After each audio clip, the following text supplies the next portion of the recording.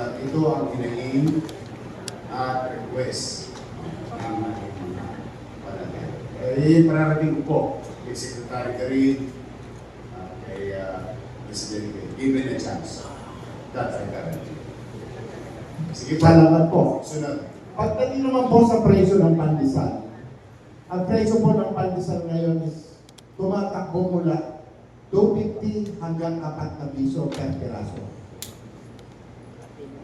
Pagputok po ng gera, tinawagan po ako ng Department of Trade and Industry, 250 hanggang 4 na piso. Pero mayroon po 5 piso sa supermarket, yung po mga kabalo. Yung po mga branded o malalaking bakery na gumagawa. Pero sa community bakery po, maliliit po ang kanilang pandesal, nasa 20 to 25 grams. Ito po yung tumatakbo ng 250 hanggang 4 na piso. Depende po sa upa, sa lokasyon, sa ganda ng bakery, sa timpla, and so on and so forth. Para po sa inyong... yun ang variables niya. Yes po, Mayor. Ngayon, ang may pinakamura pong tinapay pagdating sa long bread, kung ikukumpara sa mga branded bakery o yung malalaking bakery, ay kami po mga community bakery. Pura po ang tinapay namin. Noong dati po, kahit community baker, very luxurious po ang hanap buhay na ito. At ito po'y pinagkakitaan ng mga Batanggenyong panadero, lalo na po yung mga taga-bayan ng Cuenca. Marami po rito, Batanggenyo at mga taga-Cuenca, kababayan ko. Kami po'y kumita dyan, hindi po kami tumatandi.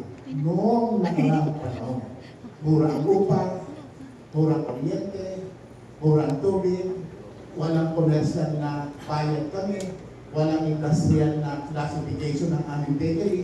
Ngayon po medyo nag-dictate na mahal ang tubig, mahal ang kuryente, mahal ang tax, may NOA pa ang biyaya. Saan po namin kukunin yan? Kaya po nag-depreciate.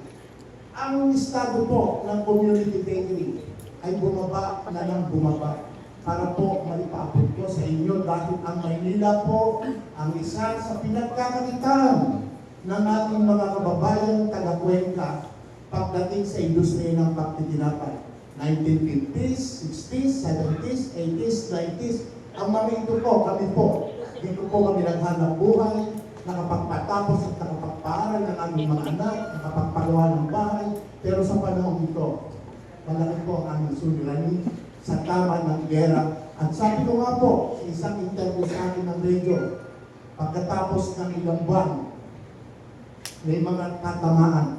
Doon po sa kanilang laong-laan, pagputok ng gera, ninagsarang bakery.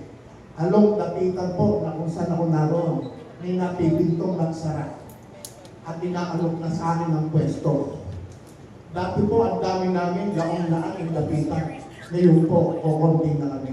Malaki po ang suliranin ng industriya ng pagtitinapay na dapat makarating sa ating nasyonal na pamahalaan at sa pamamagitan po ng makisig at masipag na alkalde ng Maynila, sana po'y matulungan nyo ang industriya ng pagtitinapay.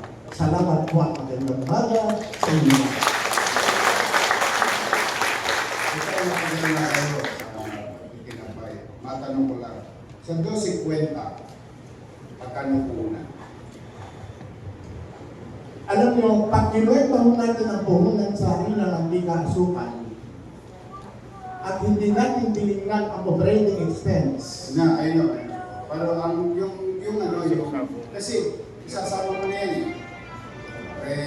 Dito po kasi ngayon dito po kami nagkakaroon ng problema eh. Dito po nagkakaroon sa hosting, dito nagkakaroon ng suliranin.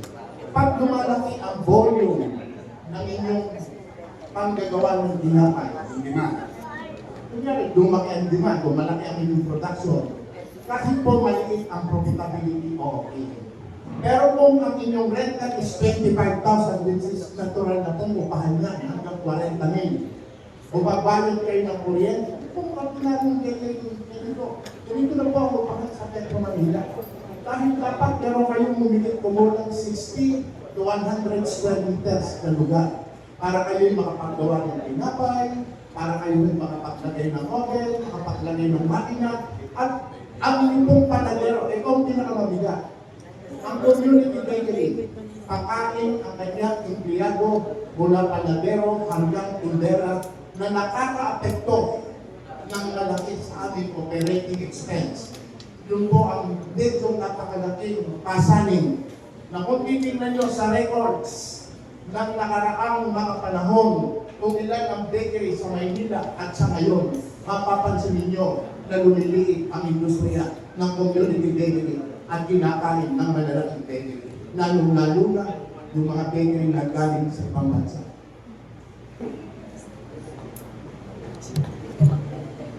Okay. I'll show you something. I come, alam mo, tinawag ako ng teacher ko sa Mario, gawin yung assignment. Kaya lang kayo yung teacher ko. Di ba pagka gumagawa ng assignment, ng asignatura, pipresent mo sa teacher mo yun, di ba? Tingnan nyo nga, checkan nyo kung mali ako, kung mali kami. We put science on this discussion. Titingnan po ninyo, for the past so many days, I've been trying to call a lot of people. They are gathering data. And gusto kong ipakita, tingnan nyo kung tama ito. Kaya, again, kasi pa tayo yung ano. Kunti lang.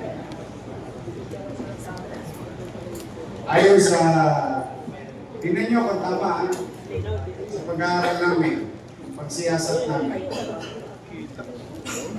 Sa isang 25 kilos na arena, kakailanganin na 10 yeast o 250 grams sa bawat isang sako. Tama ba? 400 grams na asin. Hindi ko masarap yung asin ng kagamasa.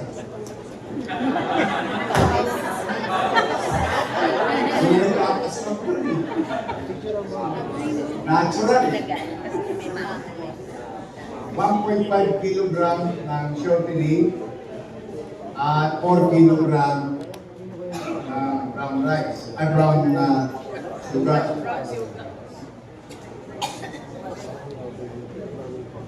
Para makagawa ng 800 pieces ng pandesal at 50 grams. Pinag-uusapan natin dito kanina. 5.30 na lang kayo. May bumibili pa ba? Hindi na ba kanina? Talaga? Nung araw solid ang ano yun. Ewan ko, may naganda ka, chairman. Buhay pa ba si Modest Bakery? Kayo yun! Oh my God. Natira kami sa tahimik. Doon sa Maisan, sa tapat nyo. Yung dati yung tapat, mayroong litratuhan. Yung litrato kung matapa ako ng bata ko. Doon yung picture yun. Kasi kami bumibili sa inyo ng mga Modest Bakery. Sa kanto ng Wagas. Saragosa. Yun. Nabili niyo, 51 anyos na ako. 7 years old pa lang yata ako, lukusan natin na namin bumili ng pandesal sa Modest. So, ano na kayo, no? Second generation na kayo. 3 years old. Paano 17 pa lang kayo?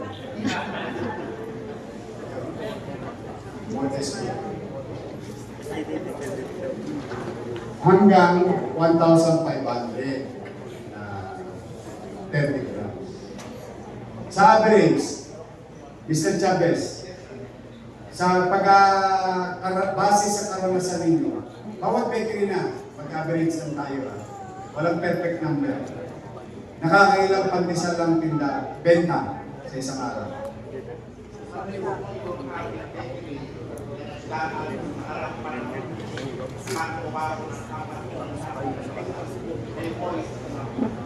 Hindi, yung piraso. Yung piraso. Tayo, ilang piraso ang pandesal ang pinuproduce niyo? Hindi kayo magpapandesal. Toasted chopa. Okay. Yes, please. Ang yung pinuproduce mo, yung isinusugal mo na ipinagbabakasakali mo, gagawa ko ng ganito kadaming pandesal, alam ko mapipili.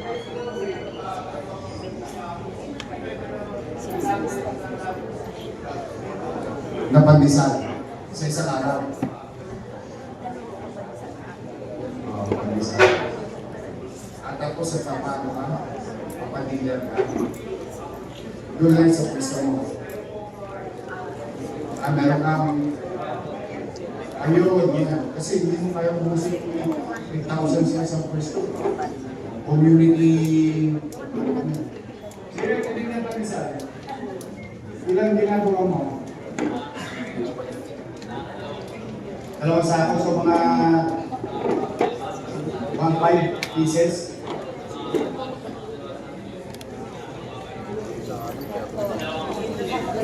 Dalawang libong piraso, araw-araw.